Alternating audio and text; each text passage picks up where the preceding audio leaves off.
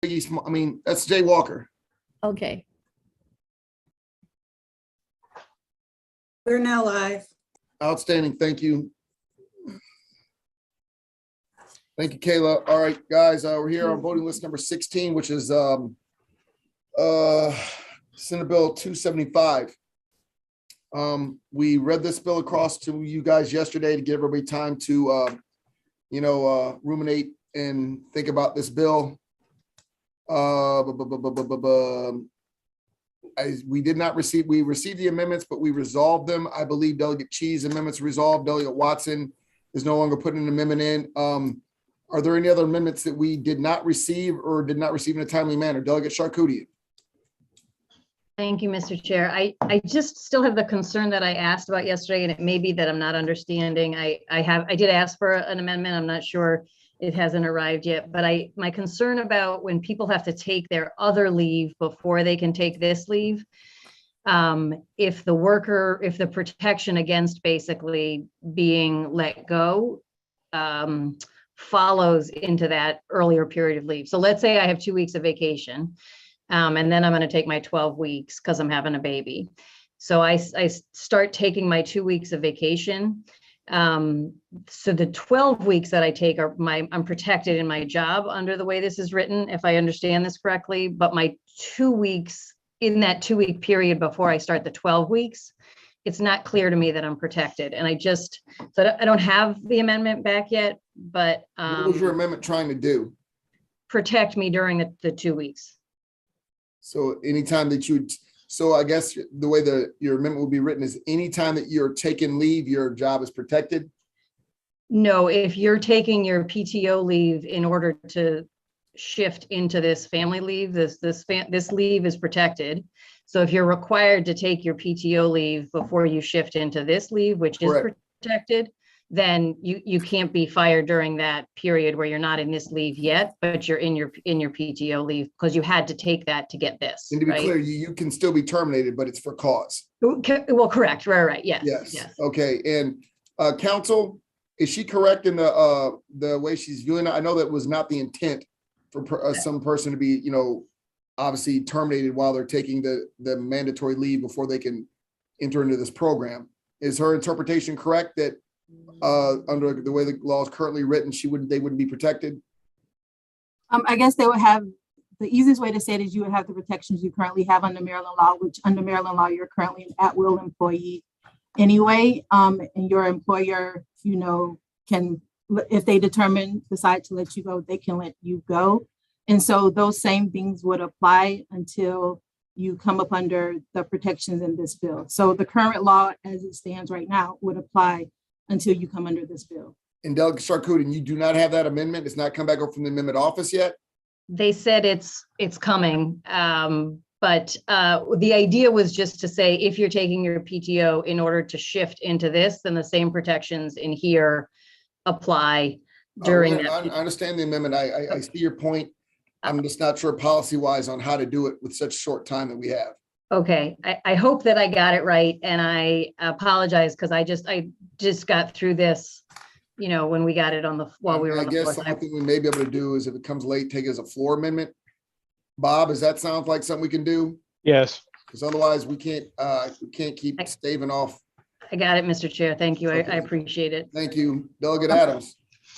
Mr. Chair, I have an amendment that strikes the CPI portion of this bill for the same reason the gas tax and attaching that to CPI is a bad idea. It would be raising the prices at time, and while wages may not be increasing. And so think of it like this: if we're going to put a plan together, it should mimic UI in that when rates go up, it's legislative, not just automatic. So that's the amendment. And I did get that to the committee, but it was not that long ago. Do you have that one, Erica? Yes, sir. We received it a few minutes ago. Okay. We received two, I believe, correct, Delegate Adams? I mean, this is the preferred path to resolving the issue. Well, I guess, Delegate Valderrama, since this is pretty much your bill, what is your view on the getting rid of the CPI? I wanted to talk about something else, but I'm trying to look at the amendments now regarding that. He's just tied, we're at this point, it's gonna be tied to the consumer price index as far as the way we adjust the pay. Council, please correct me if I'm wrong. What's tied to the consumer price index, if I'm correct, is it just the pay out or, go ahead. It's the maximum benefit. The $1,000 goes up as the consumer price index goes up. So that's what's tied to CPI, is the max benefit.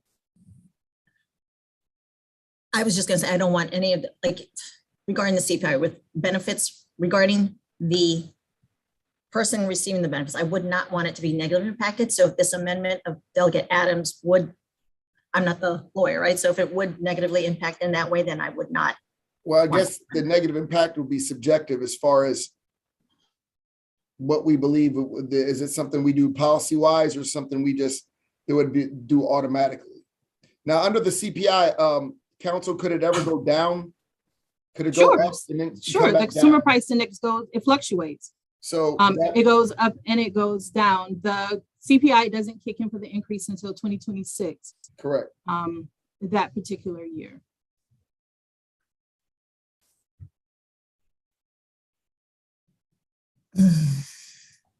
Well, is there any other discussion? Mr. Chair, here's the only thing, I'll say two things on it.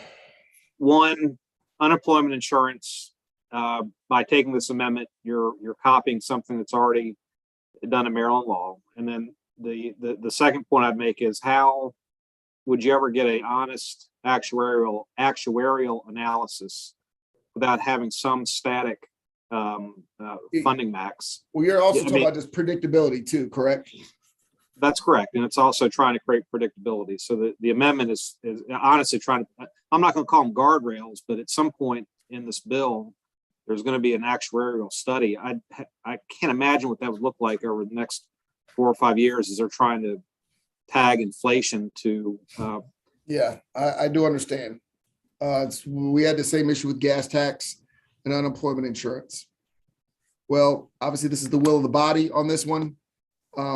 Delegate Chi, you have your hand up. Yeah, just regarding this CPI issue. And I apologize, we're discussing this specific amendment. So go ahead. Okay, just for clarifying purposes regarding this CPI issue. My understanding is the CPI is only applying to the drawing of the fund, right? To the benefits, not Right. applying to what you have to contribute. Correct. So it doesn't really matter to the individuals, whether it's employer or organizations, right? Doesn't matter to the employer or employee. It's just an insolvency issue. So Since we're yes, gonna it do a goes to the study, viability and solvency of the fund. Yeah. right? So what's the harm of tagging along to CPI if it's just a solvency issue? Because we're gonna have every other year studies to make sure it's solvent. Because the reason why you make it solvent is you would have to increase the contribution. So you might get a higher benefit, but it's going to come at a higher contribution rate to. And the contribution CPI. rate will never go above 0.75. However, like DC, I believe is 0.64 or something. Like we put a cap on the contribution rate. We just didn't put a floor. So it will increase, but it can only go up to 0.75. Does DC have a cap on its contribution rate? Yes, What is that? I think it's 0.75. I'm not sure what that number is, sir. I believe it's 0.75, but yeah, it's not 1.0. I know that. Delegate Charkoudian. Yeah, so you're suggesting that we not tie the benefits, as I just want to make sure I understand, Delegate Adams, your amendment, right now, the benefits increase according to the CPI, is that correct? And you would remove that, and what would they increase based on? Well, wouldn't that be part of the actuarial analysis? I mean, you're already in legislation saying that the maximum benefit is X. You could come back the following year and like we would do with unemployment insurance, change the benefits amounts. So the point is, like with the gas tax, the reason why I assume the legislature did this is to not have to go through the political exercise of raising the gas tax and to make it automatic. That may or may not make sense with the gas tax, but in this instance, because it's an insurance program, I think you do have to create some predictability and some, at least at the outset, wouldn't you think, some static, amounts so they can actually do these studies. Because at no point are we debating a bill where you're actually going to be able to say it's going to cost the employee X amount of dollars. Yeah. The point is you don't know the answer to that. All I'm saying is once you get the program stood up in 5 years, if you want to then say, okay, politically, I don't want to have to come back every year and do this, fine. But at the outset, to pass a bill without an actuarial study and then attaching it to CPI, for which there's no, with what's going on now, how could you ever predict it? I'm just saying that the bill's going to be hard enough, but I just don't see how you make it workable without the amendment.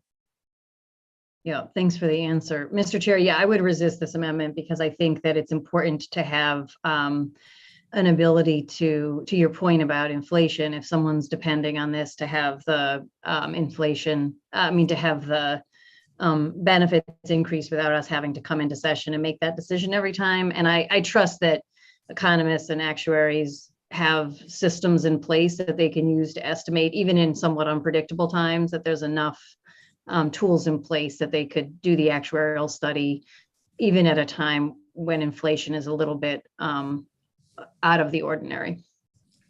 Council, didn't we strip out the 0.75 tax rate in the Economic Matter Committee amendments? Isn't that no longer in the bill?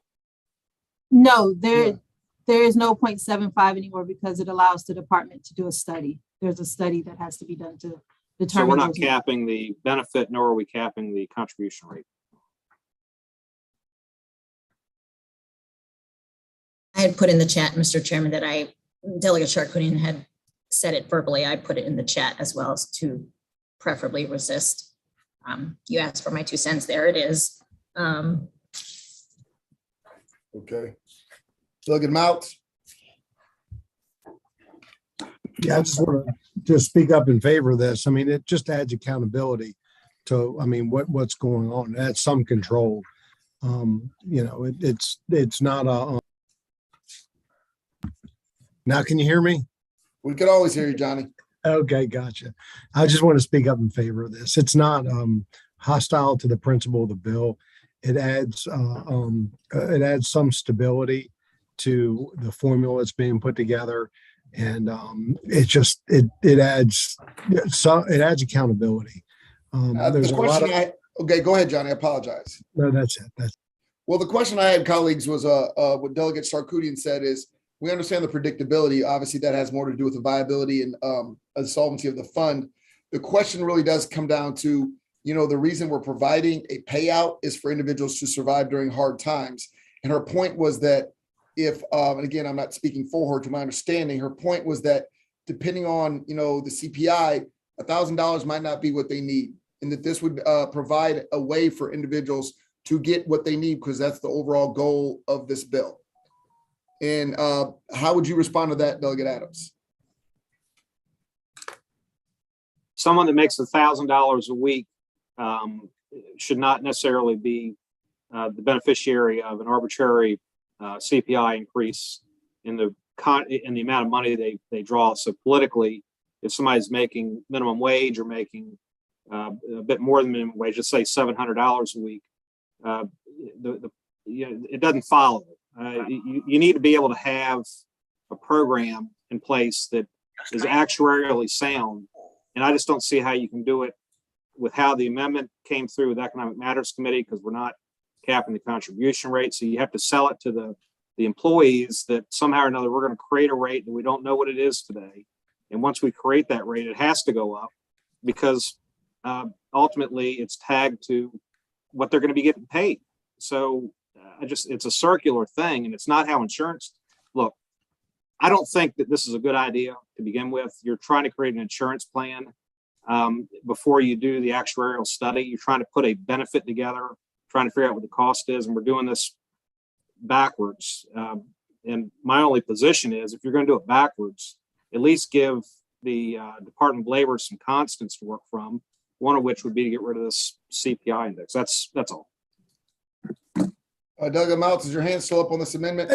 Yeah. Maybe I was a little soft spoken earlier, but I mean, this comes down to who's paying into the fund. And we already got the state on the hook. The state's paying the share for so many different groups, you know, the winners in this bill.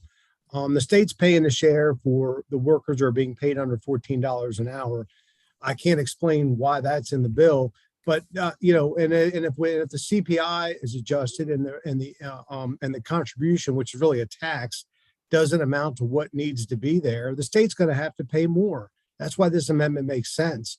The state's on the hook. The state's going to be spending a lot of money on this program in the future. So this moving forward, there'll be accountability to how it got set up. And I think Delegate Adams's amendment protects a little bit in making sure that the fund is solvent the way it's set, the way it was supposed to be funded.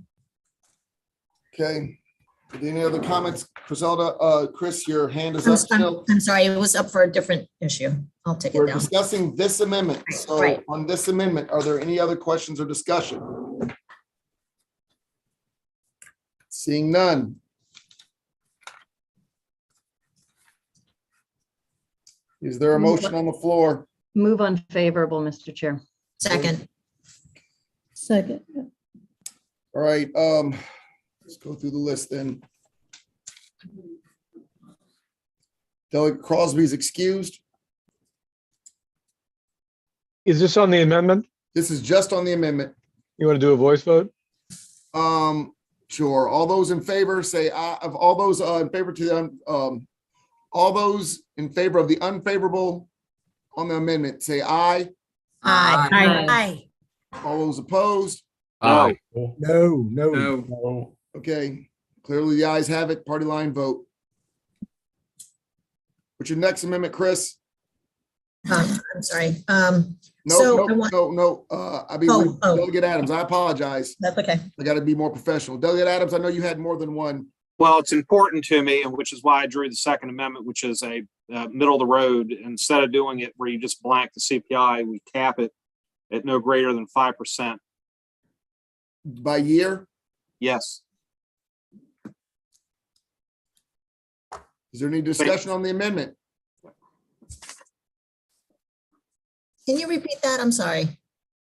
Delegate Valderrama, instead of it getting rid of CPI, what we're saying is we're capping it at 5% per year.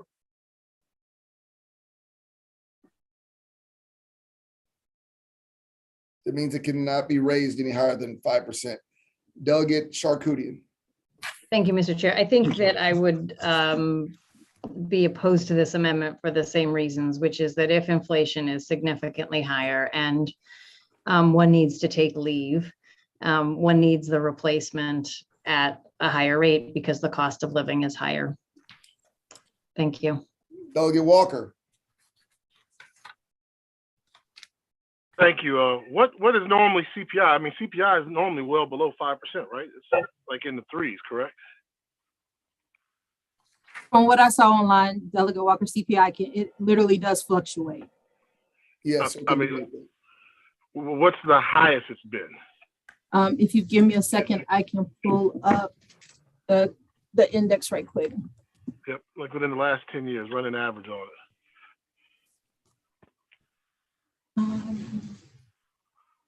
Oh goodness, there's a lot of them.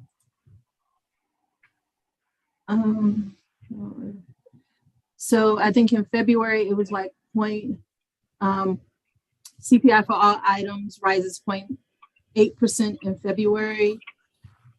Let me see databases and charts. 1990, it was 5.4%. And In 90. In 2021, it was 4.8%. And I would argue 2022, it's going to be at or above 5%. All right, thank you.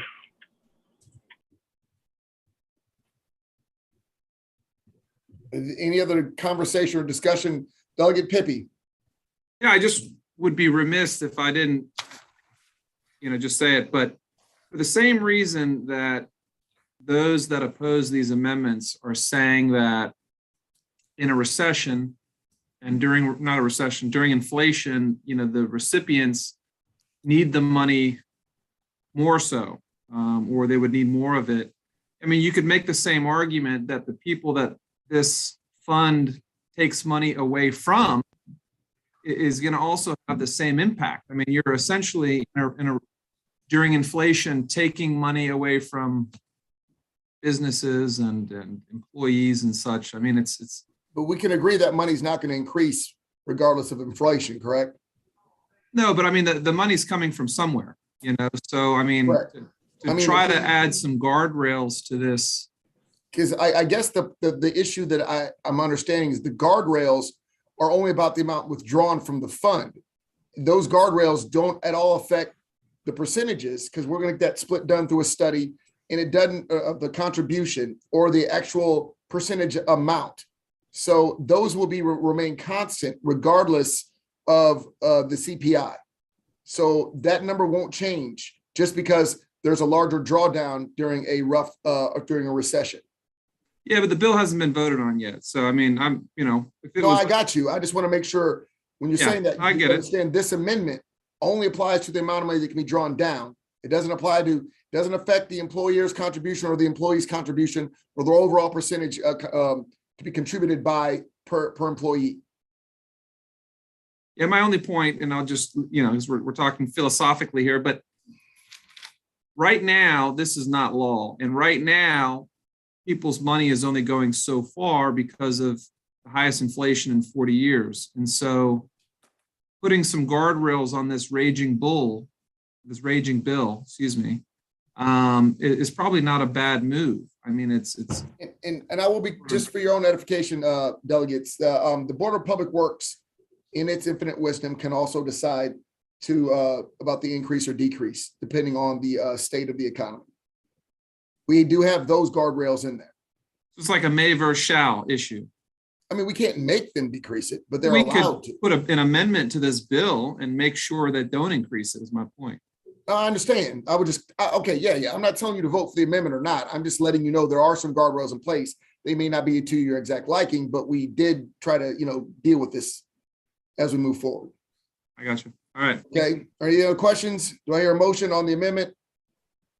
Move unfavorable. Is there a second? Second. Second. All those in favor of the unfavorable motion, say aye.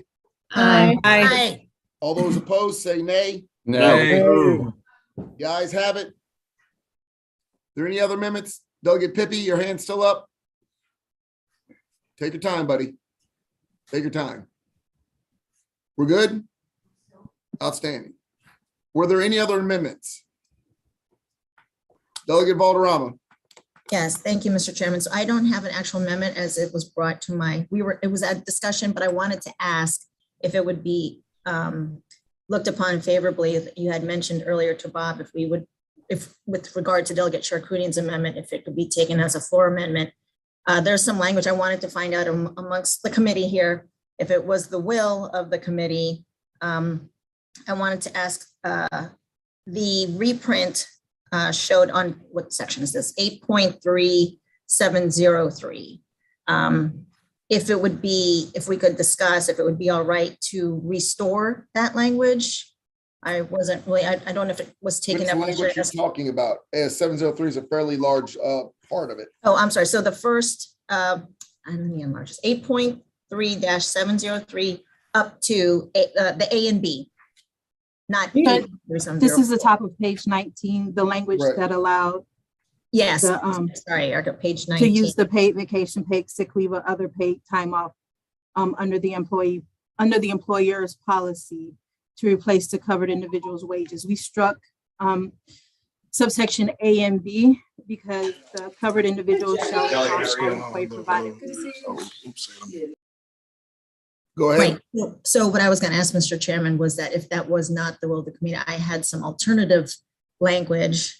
Well, I think Delegate Charkoudian had a bill related to this, or an amendment, if I'm not mistaken, to address the issue of, well, no, that was for the termination clause. I do apologize. That was for the protection of while they're taking regular leave. You're trying to just restore their right to take both leaves at the same time? So basically the language would, if I may, it would read, an employer may require that a covered individual exhaust all employees provided leave that's not required to be provided under law before receiving benefits under this title, except that the covered individual shall not be required to use the individual's last 2 weeks worth of employer-provided leave that is not required to be provided under law before receiving the benefits. And then it would go on to say, if an employer requires a covered individual to exhaust employer-provided leave as authorized under the subsection for purposes of section 8.3-706, 8.3707, 8.3904, and 8.3905, the period for which the employer so requires shall be treated as if the covered individual were receiving benefits under this title. That was C1. And then C2, an employer may allow a covered individual to use an employer policy in addition to the benefits available under this title to replace the covered individual's wages up to 100% of the covered individual's weekly wage during the period of leave for which benefits are received under this title. So you're not only you trying to bring back the two things that were stricken, you were adding some as well, and you don't have this amendment in writing? No, it was just. What's the rationale behind this amendment? What is your argument for this amendment? Well, we don't, in this amendment, it mentions that they would not have to, and I'm looking for it as I just said it, to keep their 2 weeks, or was it the additional 2 weeks? I lost my place now. Well, really, I just want to keep the prior original language. But I mean, as I said, if it's not the will of the committee, I'm hoping a good majority of the committee would want to keep the preferred option. But since it doesn't look like that's the case, I had provided the. Well, I don't, again, I'm asking you what specifically what your amendment does and why. I understand the past. I'm talking about you offered an amendment. I'm trying to understand what your support is of that amendment. Before we voted, I would think people would want to know what your intent was. Well, so an employer may require that a covered, just trying to make sure that it's kind of the example that Delegate Charkoudian provided earlier. And I think you were using the issue of life happens, these instances happen, and to put certain language as, we wanted it to be. And now that it is not there, I'm trying to be as simplistic as possible, then it defeats the purpose of. It actually doesn't, because right now they're getting nothing and they still have to use all their leave. We're creating an additional 12 full weeks of leave for individuals to use for cases of an emergency, correct? Right now, they just have to use their leave. So to say it defeats the purpose of this bill, I would heartily disagree, because they're required to use right now all their leave. And it's before they can get into my point was that the reason this was struck, to my understanding, was we're also trying to keep employers out of the mix as much as humanly possible to avoid lawsuits. Most of the time, employers don't want to be involved in the selection, the choice process. They just want to know if you're here, you're gone. Once this bill passes, they don't want additional involvement and be the arbiters of how much leave you're taking here doing this, when you're taking this, and how much you're taking. So to make it simplified for the employers as well, because at the end of the day, you don't have to take 12 full weeks of leave if you don't want to. You can take 6, you can take 8. And then if you have a family emergency, you'll still have an additional 4 weeks of paid leave that you can take. And we put it in there intermittently if you need to. Because the argument was posed to me, well, what happens if I take 12 weeks, my full 12 weeks, because I had a child, and then the child gets sick? I agree. But right now, what happens if you need 12 weeks off and then your child gets sick after that? Number one, you don't get the 12 weeks, you only get 6. 2, the rest is going to be unpaid. And 3, you'll still be without leave. This is a vast improvement from the direction we were going. Delegate Charkoudian. Thanks, Mr. Chair. I think you just made the point that I was going to make. I think what Delegate Valderrama, I think it was the issue of, I need this time for maternity leave or whatever it might be that I'm taking, and then my child gets sick. So I think that the piece that you were trying to replace, Delegate Valderrama, was that you could then go back if your kid gets sick, you have to take them to the pediatrician, what have you. Is that the part you were talking about? Yeah, sorry, I was muted. And my point is, so what happens when you run out of that leave? Because at some point, having children, you're going to run out of paid leave. And we can't extend it until every child is healthy. And that's when the worry is, this will have there's no boundaries. And so for purpose of simplicity, clarity for the employers, as well as the employees, this is why it was narrowly tailored to say, use up all your regular leave. Now, mind you, that's stacking on top. It's not concurrent. You use your regular leave, then you do the 12 weeks. Thank you, Mr. Chair. I guess it's just a question of, because this was the section that this used to be listed in, this piece about you hang on to the additional 2 weeks. I think that it was maybe a clarification. Delegate Valderrama, let me know if I understood that right. A clarification that one could have still some time left, that one wouldn't have to, if you basically implement this, you wouldn't have to take all of it. Right. And that's the whole having your cake and eating it too thing. No. I'm not trying to, I mean, yes, I'd like to have my cake and eat it too. My It's question is just, where is it clear? I'm just trying to make sure it's clear the way it's written, that, if you do this for 8 weeks, you still have some of that time left for when your kid gets sick. That's the piece that I think was confusing. And Because to be clear, because this is for emergencies, if your child has a runny nose and you're taking them to the, I don't know, pediatrician, that doesn't count as intermittent leave for treatment. This is for health emergencies. So the point was, will you run out of leave? Now, remember, in that 12 weeks, you know what you're also earning? Leave. We still have, it's not like you're getting paid leave. You're still earning time. So the whole time you're there using that 12 weeks, you're still stacking up your other stuff because you're still considered an employee. You still have health care. We're not precluding any of that. So it's not that when you're done with these 12 weeks, you'll have zero leave. You will actually have built up leave while you were on leave. thank you. So mathematically, you'll still have leave left. Thank you, Mr. Chair. Delegate Adams. I'm just listening to this, Mr. Chairman, and my question is, when is a job no longer a job and a guaranteed fringe benefit provided by the government forced on private sector employers? Listening to that was just mind-boggling. I thought I made it as clear as I could. So that was my own way of saying that. I got you. Delegate Chi. Thank you, Mr. Chair. It just dawned on me as I was listening to the debate. I don't know, in today's economy, with the fact that so many people are working from home and working remotely,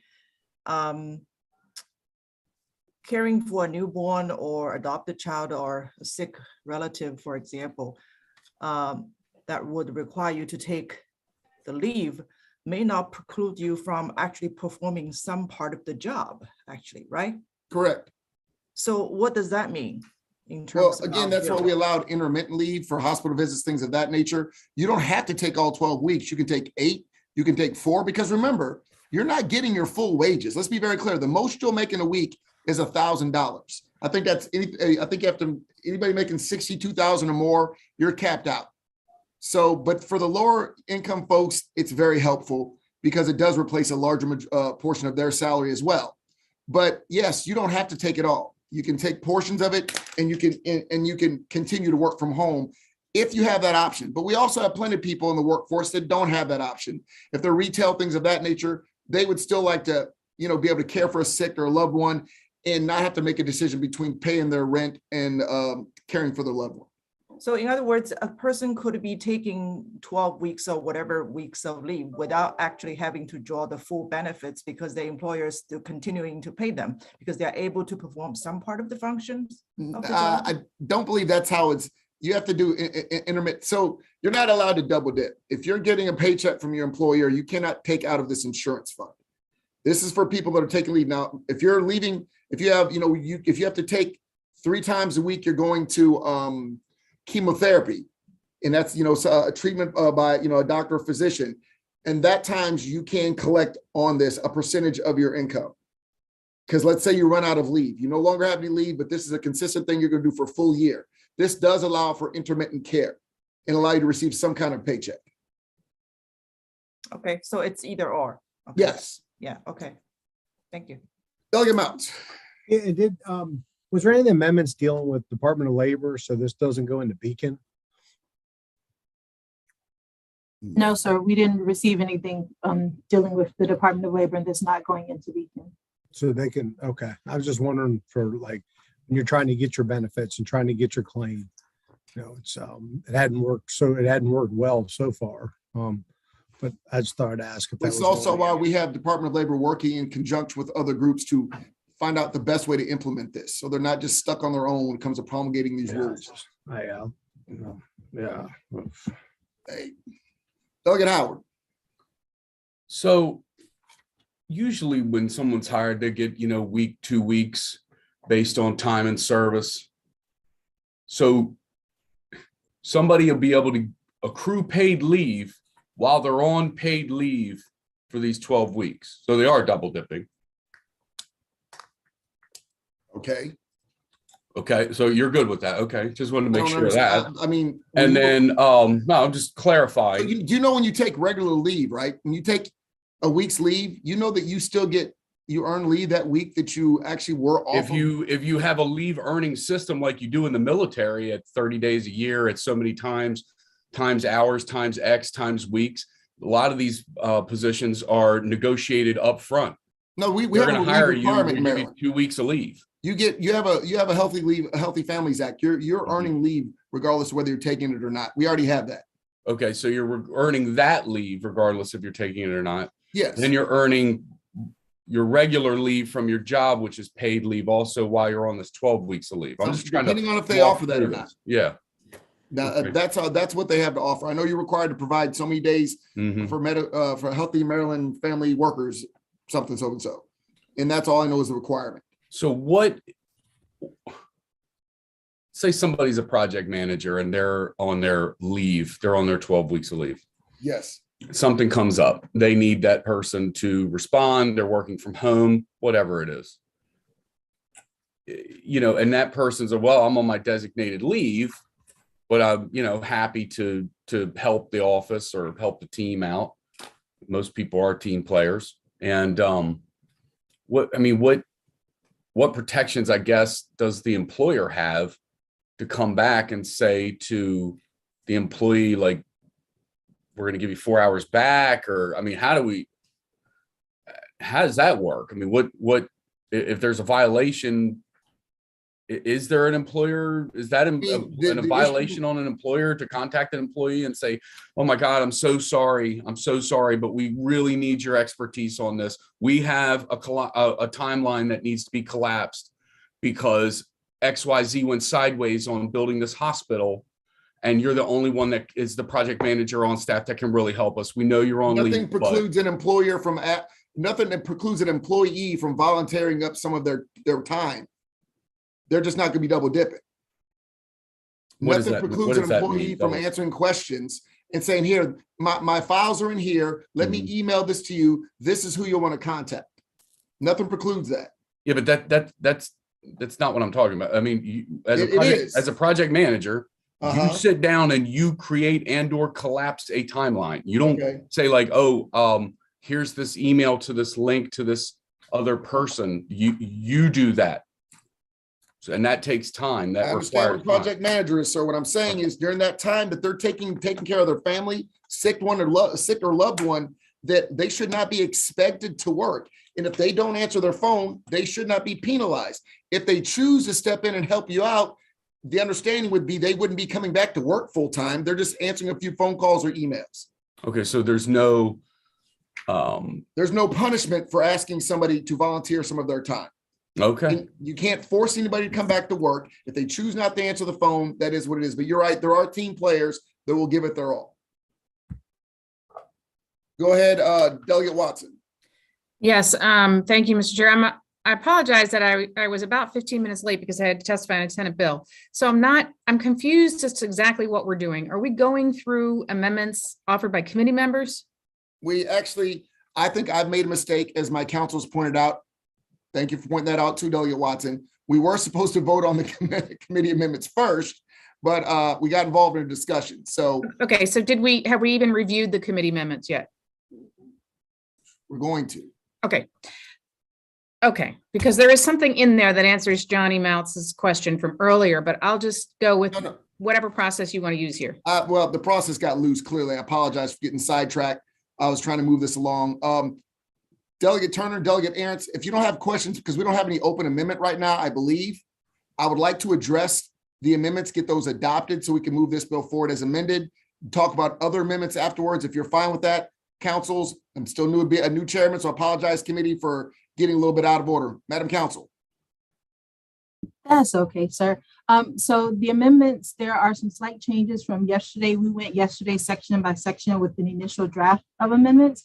So today I'm just going to highlight the changes to the bill from what you saw yesterday and what you received in your reprint yesterday. So if you go to page 3, the definition of employer has now been restored to the original definition. It now reflects the that the employer, it now reflects the intent that an employer that certain employers, all employers are included, but there's also a provision in the bill now where employers with 15 or more employees does not pay the employer contribution. The employees do, but the employer of 15 or more does not pay the contribution. On page 9, now the secretary has to consult other state agencies and relevant stakeholders. The secretary also must report on who was consulted in the annual report on administration and operation. On page 13, the annual report on administration and operation has the new requirement to report on those relevant stakeholders, which ones were consulted. And there's now a capability and capacity study of the department on whether or not they can administer the program. DLS is responsible for contracting with a consultant to do the study.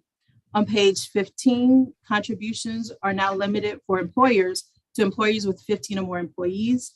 On page 15, also the studies are now required once every 2 years, and the rate must be set by June 1st for the following 24-month period. On page 31, there's a new section 3 that says that the rates and percentages set, the initial one set, will apply to the period between October 1st and December 31st of 2023. And that's because the language in the bill says they apply January 1st. So we had to account for that time where contributions start October 1st. Section number 4 is actually not new. It's just I was happy highlighting, so I apologize for that.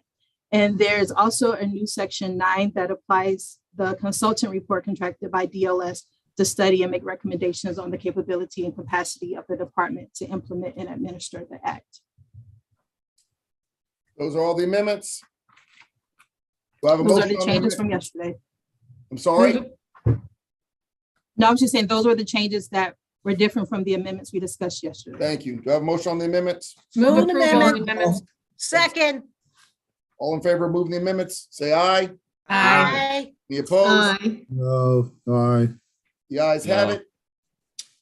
Okay, on the bill as amended, are there any other amendments that we have? Seeing none, discussion on the bill as amended. Delegate Aaron's. Thank you, Mr. Chair. So let me get this, once this starts, everybody, I have 17 employees. It starts on day 1 of January 1st. I have a year before anybody can use this. Is that correct? The contributions start October 1st, 2023, Okay, and then the okay. benefits start on January 1st, 2025. Of 2025, so it's a little, okay. And what happens if that person leaves my employ before that January of 2025 date? What happens to their contributions? Their contributions actually stay in the fund. There's a provision that say they can't get their money back, so they stay in the fund. You just now won't have 17 employees, you'll have 16 employees, so you'll still have to contribute. Their fund, their amount, because it's based on the person, it's not based on where you work, is based on your average weekly wage.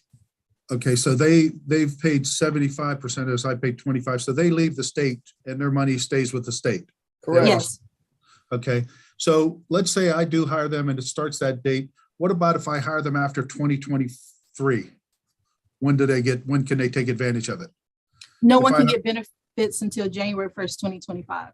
Okay, 2025. Let's say I hire them after January 2025. How much time before they can use this? There's not a requirement on how long they have to be employed by you. The requirement is they work 680 hours, at least that amount of time in the preceding year. Prior to them working for me or prior to them working under this system? Contributing for 680 hours.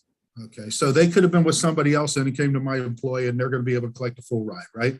Yes. Correct. Okay. I guess I'm really, I get this. I just want to know what's in this, because this is really geared totally to destroying small business. The pardon me? I guess to your point, we excluded small businesses under 15. Under 15, I was at 17. And yesterday, I think, Mr. Chair, I think you said something to me, this has only been used 5% of the time, or 5% of it? Roughly 5% of the people use it, correct. Okay, I would just question the wisdom of putting such an impact on every small business, relatively small, for 5% of the people. There's got to be a better way than laying this out there. This is a massive amount of money going into a state-run insurance company, which we've all seen the results of what the state-run Easy Pass can do. We've seen what our unemployment. I just think this is a very ill-conceived bill to do this with 5% problems. It seems we're just addressing a very, very small minority and punishing the majority. Isn't that so? And I'm done. Thanks. Thank you, Chris. Mr. Chairman, I guess I have a question for council. In the bill, I'm assuming there's something in here related to an RFI or some way that the Department of Labor can go out and see if there's a private sector insurer that could meet the requirements of the bill. Is that still here after the amendments? It is. Okay, and does that happen before or after we spent the $21 million to stand up this program within the Department of Labor? Well, that report, I believe, is due in 2023.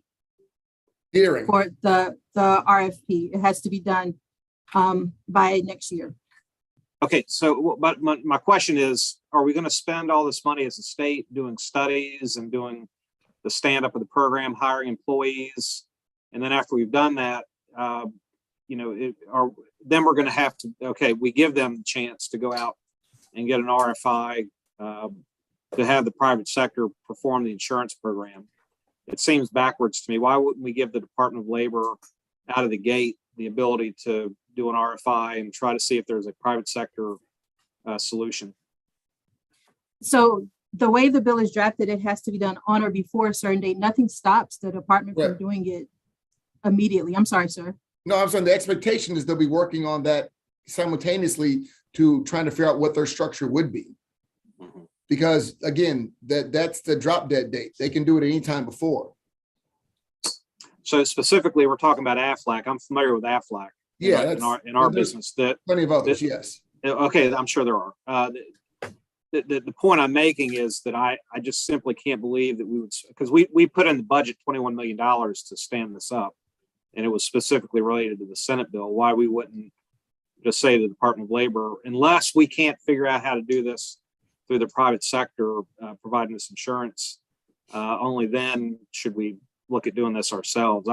Why my insurance friends aren't like flashing red lights right now, letting the government create a new insurance program is beyond me. It should be the first option, not the last and or in a sequence of events that lead us to that. Isn't that so, Mr. Chairman? Thank you very much, sir. Delegate Watson. Yes, thank you. I just wanted to mention that I guess the overall concern that we all have with the Department of Labor being able to administer any program after what we saw with unemployment is addressed in part by the chair's new amendment, which advises that the Department of Legislative Services must contract with a consultant to study and make recommendations regarding the capability and the capacity of the Department of Labor to implement and administer the program. And that report is due, I believe, October 1st, 2022. Ms. White, you can correct me if I'm wrong on that date. Oh, you're right. Okay, so the point is we're going to have some clue this year, this calendar year, as to what an outside consultant thinks the Department of Labor can handle. We then have the session in 2023 if we needed to make changes. Am I right about that, Mr. Chair? That's very correct. So that was the intent of the amendment, in fact. Yes, thank you. A lot of us were nervous about what Chris was saying. Yeah. So the point is, this isn't one and done. This is pointing, similar to the climate change bill. This is pointing the ship in a direction, and we have time built into our process to adjust as necessary. Is the way that I see it. Thank you, Mr. Chair. Thank you, Delegate Turner. Mr. Chair, before you cut us off, what Delegate Watson, I was going to ask the question that Delegate Watson asked because I wanted to know if we were on an amendment or where were we, but you. We're on the bill as amended, ma'am. We on the bill now, and I'm talking about before we went back to, before you went back and did the amendments. I was going to ask that question to say to you that I agree with your explanation on the bill, everything that you said. I just wanted to make that statement. And like Delegate Watson asked my question. So so right now we're on the bill. Yes, ma'am, correct? as amended. I Yes, just ma'am. want to add to the amendment. So I agree with you and your Thank you. explanation. You're right. Thank you, ma'am. Delegate Mounts? Thanks, Chairman. And Delegate Watson, thank you for that. I'm not supportive of this bill. I've got major problems with it, but my concerns are sincere. I mean, there's times when you can, and I'm going to share some of my personal, different projection, but I mean, there are some very legitimate concerns because the concept that's in this legislation is so new, so novel, and they are so significant that accountability this is the government. The government's going to run this. The government's going to control it, and ain't nobody telling the government what to do. And when there's problems, if it's not baked into the process, at the end of the day where things will go. And it's the people that are in the worst and the hardest positions that aren't able to get the satisfaction they need when there's a problem, especially when it's one with the government.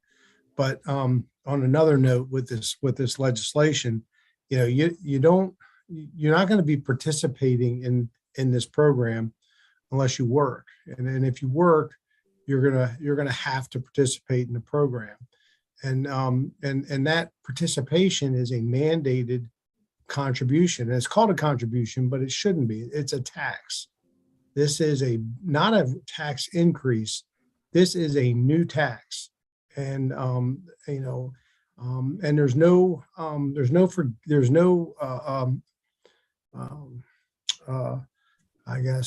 indication or adjustment for how that tax is going to affect different people. And I talked about this on the floor, and I've got some real concerns because we've got some real problems. We do a lot of things in society to try to bolster what's going on, but this is not improving that.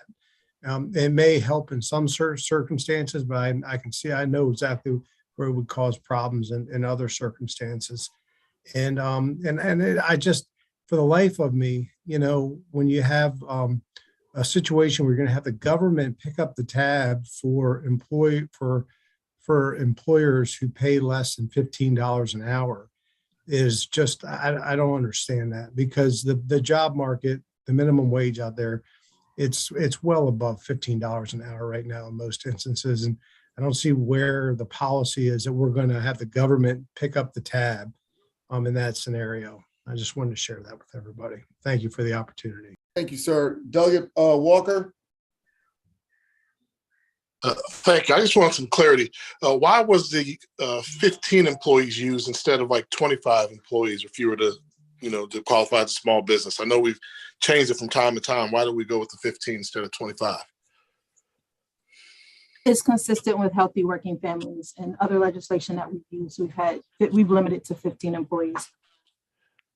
Yeah, but we've also done 25 before too. I mean, I know that's the this committee. I thought it was this committee. There were some statewide bills we've done. Have we always used 15 employees as what qualifies you as a small business? In this committee, since I've been here, it's always been 15 employees. Gotcha. Delegate Pippy. Adams, is your hand still up, buddy? Okay, Delegate Pippy.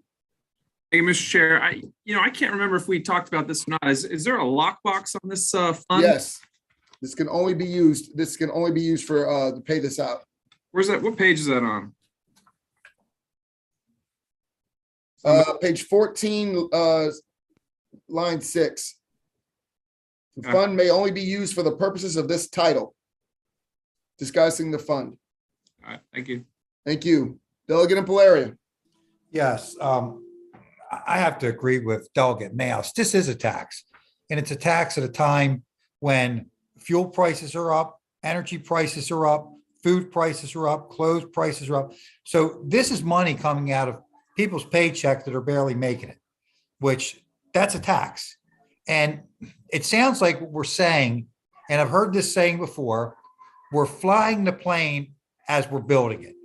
I don't want to fly any more planes as they're building it. I'm not getting on them. And as a business owner, I wouldn't want to get on this plane either. If I had a business where I had 15 or 16 employees and I could move it across the state lines, that's exactly what I would do. Because we just saw this with the last bill, where we're going to pass something out and we're just going to fix this as we go along. I mean, unfortunately, I've been here 20 years and we didn't used to fix things as we went along. We made sure they were right before they got put out. And if someone said we're flying the plane while we're building it, that meant that bill was dead. And this sounds like we're flying the plane while we're building it. This bill should be dead. It's no good. But thank you for letting me say what I got to say. I don't believe. I'm not. I appreciate that. I do know my council and I have put in probably 7 or 8 months of hard work on this, but I do appreciate your observations. Delegate Harrison. Just, excuse me, just for my clarification. This is, this won't start until, I guess, the October 2023. Correct. And individuals can't take advantage of it until 2025 January. Is that correct? Yes, ma'am. Yes, ma'am. Thank you. Thank you. Any other discussion on the bill? We're still voting. Are we missing anybody for the voting session? I talked to Charlotte Hall Veterans. Let me mute him. Okay. Ms. Denise, who are we missing? Sorry, sir, I don't know. I'll have to take the roll again. I believe we have everyone. Chairman, move the bills amended. Second.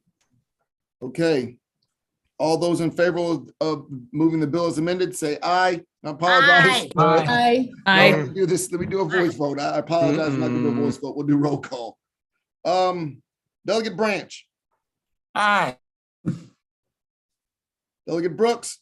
Aye. Hold on me, don't go nowhere. Delegate Fisher. No.